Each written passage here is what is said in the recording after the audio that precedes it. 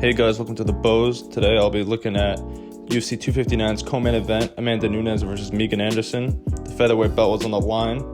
Is this the last we're going to see of featherweight? Is the featherweight division dead? Let's get into it. So, Amanda Nunes completely ran over Megan Anderson last Saturday. She finished her with a triangle armbar. And what's left for Amanda in the division? Who knows? Nunes is essentially the only top-tier fighter left at featherweight. Megan Anderson has reportedly not been re-signed to the UFC. Felicia Spencer and Daniel Wolf is the only upcoming women's featherweight event that's been targeted in the near future. No other events. The women's bantamweight division is also starting to run a little thin since Nunes beat the number 1 contender Germaine de Randamie and the number 2 contender Holly Holm. And both of these fighters have already easily beat the contenders below them. The only viable contenders at bantamweight right now that may be viable contenders are Aspen Ladd and Germaine de Randamie, although Aspen Ladd has some work to do.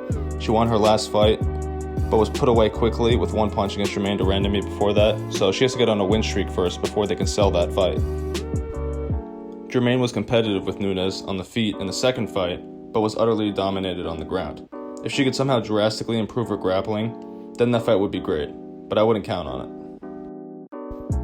From what it appears like what the UFC is doing now, it looks like they're going to slowly, or maybe even quickly taper off of the women's featherweight division, and I think it's going to come back and make a resurgence a few years later once some more contenders arrive.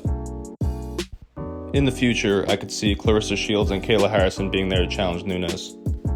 Those are big matchups that will probably sell well and might actually be competitive at featherweight, but they both need a lot more time to develop as complete fighters, especially Clarissa Shields, who has just made the transition from boxing very recently.